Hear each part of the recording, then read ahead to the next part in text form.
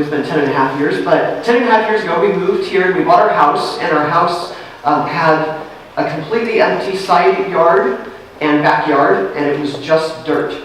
And so since we wanted a livable yard, we decided that we needed to learn something about concrete. We needed to fill it with something, so we needed some concrete. Since we didn't know very much at the time about concrete, we decided that we needed to make friends with somebody who did know a good share about concrete. So we found a guy in our neighborhood who did a lot of concrete work, and we started just asking him questions and running into him and finding out what he did, and we became friends with him, and he taught us a lot about concrete. In fact, he eventually came and helped us pour a few different concrete walkways and patios and other things. But one thing that happened as we were talking to him more and more about concrete is that I got quite confused, because I always called it concrete, but he and some of the other people that he worked with would sometimes call it cement. And then the more I talked with him, he would, especially with his coworkers, he would call it mud. And I didn't know what to do with that, because I wasn't sure if he was talking about the same thing, or if like there's some special concoction he uses for this or that. So I didn't want to admit that I didn't know what he was talking about, so I just started using all the terms like I knew what I was talking about. So I talk about mud, and I'd, hey, bring some mud over, and let's just throw some concrete down here, and can you help us out with our mud? And he'd look at me kind of strange, like I had no idea what I was talking about. But I just used all the terms because I wanted to be part of that group. But I tell you, he taught us a lot about concrete. And I think oftentimes we need our faith to feel more like concrete. Especially reading through the book of Genesis, I feel like we've gotten to a point where we need faith to feel like concrete. And here's why. Because as we've read through the book of Genesis, we've seen a lot of truths, a lot of principles, kind of a lot of big picture stuff that's supposed to help guide our lives and teach us things. Things like God is powerful, and God is simple, and God made everything, and our sin hurts God, and God wants the best for us. And all these things that are sort of here, but they're not like real. They're great principles, they're great truths, they're great things to model our lives after and shoot for, but they're just not something we can hold in our hands. And I feel like sometimes it's okay to say, I want my faith to be real. I want to see it, I want to touch it, I want to smell it, I want to feel it, I want to lift it up. I want it to be heavy, I want it to feel a certain way. I want it to be concrete. And if you're in a place where you need that, or if you feel like it's just feeling a little distant, if you feel like you need it to be right there and real, Abraham is your guy. And we're going to look at Abraham today, because Abraham, I think, teaches some great things about this, because he was at the point, at a specific moment, of wanting his faith to be concrete, and it wasn't. So Abraham started on a long move from home when he was 75 years old. He grew up in the city of Ur, and his dad at one point said, okay, we're packing up the whole family, and we're going to take a trip. And we're going to walk from here to somewhere else, to a new place, and start over. So Abraham, the son, at 75 years old, and his whole family start off on this trip. They make it halfway to the city of Haran up at the top, which is about 400 miles on foot. They make it there, and what happens? But Abraham's father dies. Now, who's in charge when the dad dies? The eldest son, and that is Abraham. Abraham, 75-ish years old, and he's in charge of the family, 400 miles from what he's grown up as home, and he has to figure out, what do I do? Where do I go? And am I in charge on this journey that my dad started off? Well, that's when God shows up to Abraham. And God says, I will make you into a great nation. I will bless you and make you famous, and you will be a blessing to others. I will bless those who bless you and curse those who treat you with contempt. All the families on earth will be blessed through you. So, that's a pretty hopeful promise. Abraham continues on his journey, all the way another several hundred miles to where his father was intending for them to go and the place that God leads them to go. They settle in this beautiful land, and what happens right away? Famine, drought, no food. They have to leave the place that God said, I will bless you with. That doesn't sound like a promise that's coming true.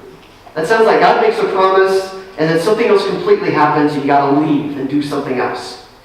So Abraham and his family, they leave and they go to Egypt for a while. They're there for a while. They eventually come back because it's now a good place to live and it's a healthy place. And God shows up again. And God says, look as far as you can see in every direction, north and south, east and west. I am giving all this land as far as you can see to you and your descendants as a permanent possession. And I will give you so many descendants that like the dust of the earth, they cannot be counted. Go and walk through the land in every direction, for I am giving it to you. So, more promises. Similar promises, right? Promises about you can have this space, you can have this land, you're going to be a great nation, lots of people, you and your family are going to be huge, and you're going to last a long time. Lots more promises. The problem is, did Abraham have any children? None. He and Sarah could not have children. And so these promises about you're going to be a great nation, you're going to have lots of descendants, he's thinking, I don't see it. It's not here. How could you say that? It's not possible. Well, then add to that Abraham's brother slips into a little trouble. He starts hanging out with the wrong people, he gets caught in a war, he gets captured. And Abraham goes and rescues his brother, brings him back, and if you're Abraham, you got to be thinking, what's up with all the promises? Promises about great land. There's people already in the land. It's not my land. Promises about you're going to be a great family. He's like, I have no family. I can't have any kids. And his brother goes off. He gets captured. He's got to be thinking, where's the fulfillment? What's happening in these promises? So then God shows up again. And God says, do not be afraid, Abram. That's what he called Abraham beforehand. We won't get into that, but it's Abraham. Don't be afraid, Abraham, for I will protect you, and your reward will be great.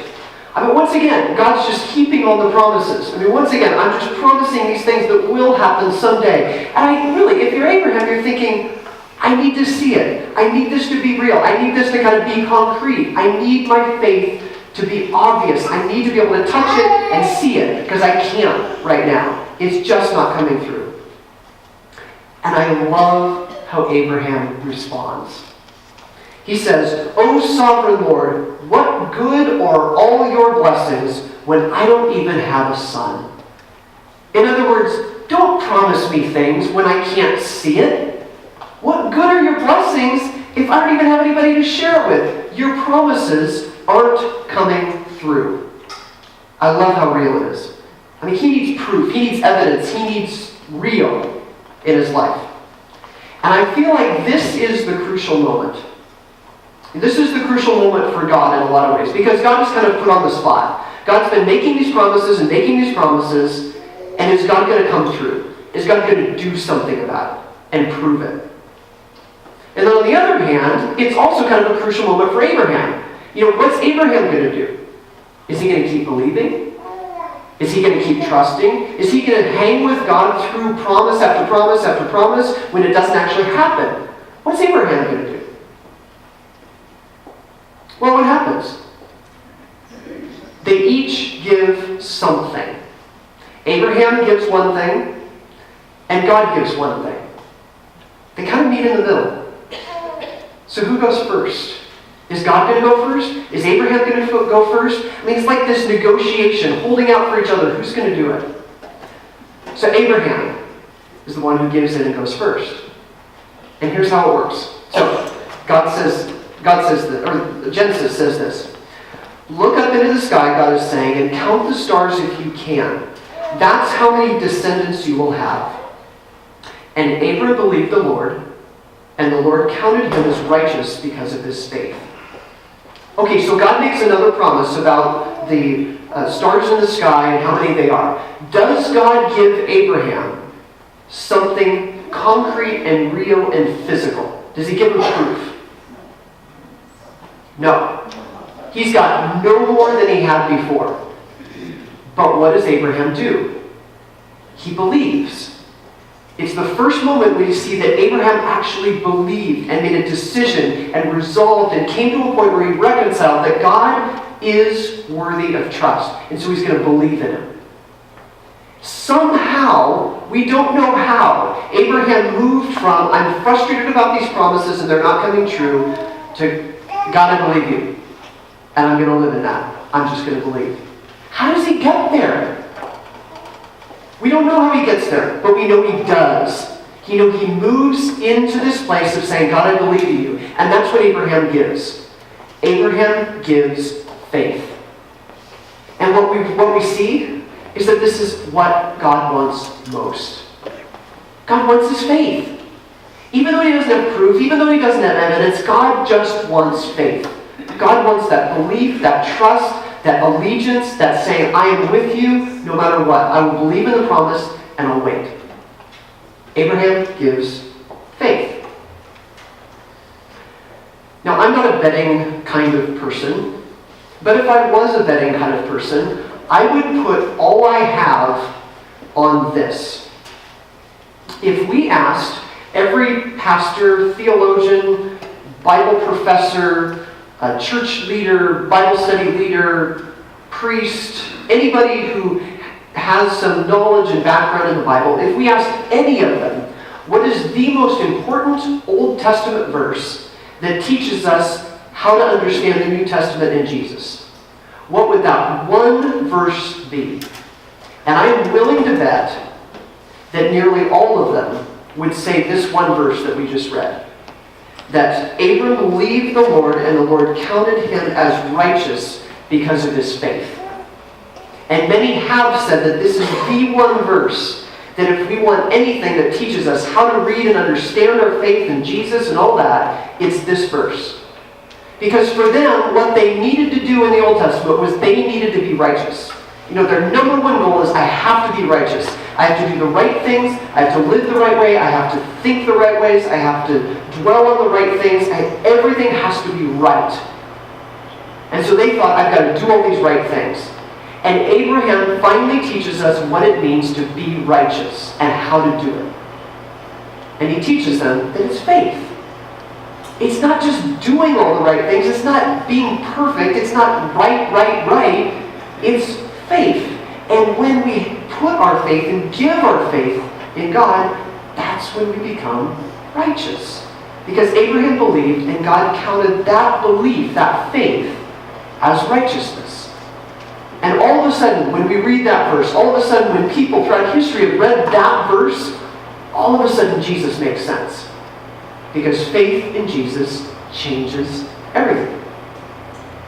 And faith doesn't just mean blindly accepting that what God says is going to be true and that's just perfectly fine and I can relax. Faith can mean some pushback. Because does Abraham push back on God and really test God and say, God, I really don't get it, but I'm going to believe it anyway? Yeah, he pushes back on God, and God's okay with that. It's okay to push back as long as we hang with God and say, God, it's hard, but I'm going to believe until you do it. I'm going to believe until it comes concrete. And so Abraham gives what God wants most. He gives faith. So if Abraham gives faith, what does God give? See, God gives something, and the thing God gives is really odd. So here's what happens. Here's the next part of Genesis 15. God says to Abraham, bring me a 3-year-old heifer, a 3-year-old female goat, a 3-year-old ram, a turtle dove, and a young pigeon. So Abraham presented all these to him and killed them. Then he cut each animal down the middle, and he laid the halves side by side. Kind of gross? I'm so with you. It's totally gross. But to Abraham, this was normal. I mean, this was their culture. This is what they did in their lives. And what was happening is something really specific. We don't do this, and I'm so glad we don't do this. But they did. It was their culture. And what they were doing is they were making a covenant. And the word covenant literally means to cut. So to make a covenant, they would talk about it like, if I'm saying I'm making a covenant with you, I would actually say I'm cutting a covenant with you. They would say, kind of like we say we make a deal or we cut a deal with somebody. That's where it comes from. We cut a covenant. That's what they would do. And when they cut a covenant, it actually had to do with dead animals. They would take certain animals and for whatever disgusting reason, they would cut them in half and they would lay their halves out on the sides. And they would do things to seal a covenant and to cut a covenant. So doesn't it beg the question, why? Because this is really gross. So why? Let's read on. Abraham fell into a deep sleep. After the sun went down and darkness fell, Abram saw a smoking firepot and a flaming torch pass between the halves of the carcasses. So the Lord made a covenant with Abram that day. Whenever anybody in their day would have read this or seen this, they would have said, oh, that smoking firepot and the flaming torch, that's like universal signal for God.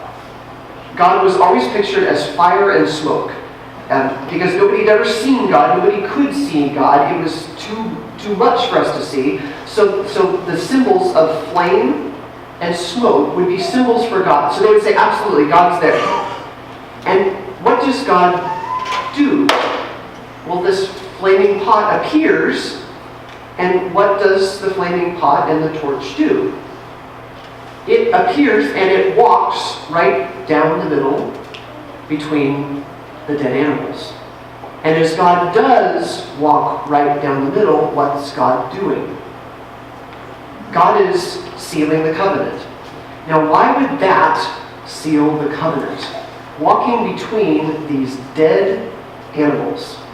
Because whoever was sealing the covenant would be saying, I'm walking between these things to show that I'm willing to look like that if I break the covenant.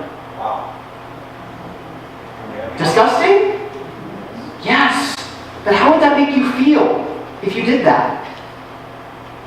It made me feel like, I don't want to do that. I don't want to be that. I don't want blood. I don't want to be cut up. I don't want to be a dead animal. I don't want to... That's gross. You would feel like I'm not breaking the covenant. You better believe I'm not going to end up that way. That's not going to be me. So I'm going to uphold this covenant no matter what. So who passed down between the carcasses? Did Abraham? He didn't do anything. He had no role. He had no role in this covenant whatsoever. Who did pass between the carcasses? God. It's as if God is saying, I'm willing to stake my entire being on the fact that I'm making this covenant to you. And may this be me if I break my covenant. I mean, how cool is that? God gave God's very essence. God risked everything. God put God's self on the line to make a covenant with a person. To give them land and hope and people and prosperity and eternity and everything. And that's what God gave. God gave everything. Amen. So that we could have something. And that's what God gives. Now again, I'm not a betting person, but if I was a betting person, I would bet this. That if you asked all of the church leaders in the world and all the pastors and priests and theologians and Bible professors and anybody you wanted, what is the number one verse in the New Testament that helps us make sense of the Old Testament? What one verse from the New Testament? John 3:16. I mean, what's the most popular verse ever? God so loved the world that he gave his only Son, that whoever believes in him will not perish, but have eternal life. I mean, does that not show a perfect picture of God giving everything so that we could have life? God gave so much, even his Son, so that we could have that kind of life.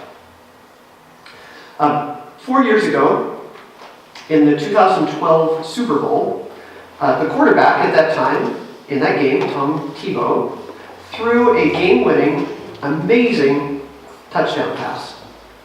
Did I say Tom? Tim, sorry.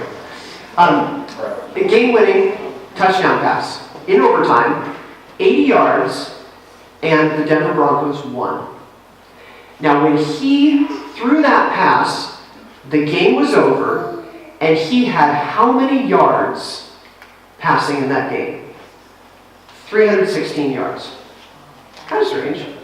Well, then these statisticians ran the numbers, and they found out that he had 10 completions for 316 yards, which means an average of 31.6 yards per completion. And all these people published these statistics, and of course, since Tim Tebow seems to have a pretty overt faith, people thought, wait a minute, how could that happen? This guy who's a follower of Christ has 316 yards and John 3:16 and 31.6 yards. And they thought, what does this mean? Like, this is so cool. God giving everything is not just a coincidence. That's a pretty cool coincidence. But God giving everything is not just a coincidence. It's because God loves you and me so much that God's willing to give anything and everything for us. And I think that's about as concrete as God can often get. Ever since we started RiverCross Church, we've been trying to pinpoint, and I think trying to describe in good, accurate terms, what's the mission that we're about? Who are we here for? What are we doing here? What are we all about? And one of the phrases that a couple times we've settled on, or we've thrown out, is that RiverCross Church exists to make relationships with people real. RiverCross Church exists to make relationships with people or with Jesus real. I do like that, because I don't want a fake relationship with Jesus. I don't want any of us to have a fake relationship with Jesus, and you better believe I don't want anybody else to have a fake relationship with Jesus. I want it to be as real can be. I want it to be heavy. I want it to be like concrete. I want it to be so real that we can feel it, we can touch it, and it shapes who we are, and it changes what we do, and how we decide, and who our friends are, and how we conduct ourselves, and what decisions we make. I want it to be as real can be. And so if RiverCross Church can make relationships with Jesus real, that's a great mission. Our relationships with Jesus and other people's relationships with Jesus. What would help you make your relationship with Jesus more real than it is right now?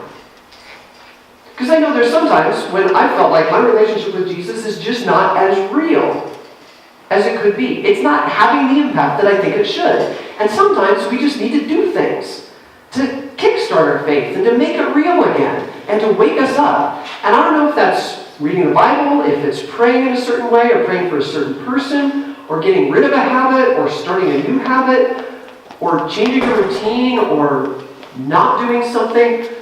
What's one thing you could do to make your relationship with Jesus that much more real than it is right now?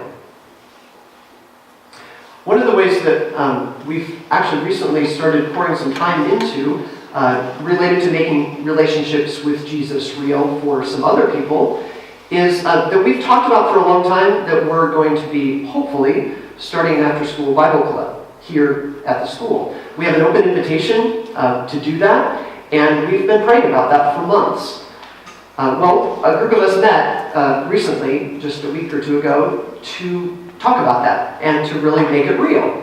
And so we started planning out, what would this actually look like? And when would we start it? And who would do it? And who would we invite? And how often would it be? And how do we do this? And let me tell you, it's becoming very real. And I don't know if it's going to be this spring or next fall. It doesn't really matter when it is. But it's becoming so real. So pray for it. Pray for this to happen and for there to be nothing in the way.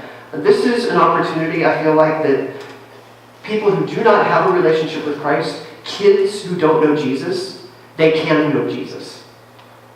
And somebody raised when we were talking a great question that I've been dwelling on ever since we were talking a week or two ago about this. They said, so why are we actually doing this club? Why would we do this after school Bible club? Would it be to make the church bigger, to grow RiverCross Church? Or would it be to invite kids to have a relationship with Christ? And I tell you, I see it both ways, because you better believe I want RiverCross Church to grow, and I want it to be around and stable for as long as God wills it to happen. But the more I've thought about it, I've realized at the core of me, I want kids to know Jesus. Amen. And I want them to have a very real relationship with Jesus. And so I'm praying that that's the opportunity here, that kids get to discover Christ who have never known Christ before. So pray about this, please. If you want to be involved in it, pray about that too, whether that's in your realm or your routine. Pray that there's nothing in the way. Pray that this comes through. Because God invites us to give faith, but God's already given everything so that we can have something. Let's pray.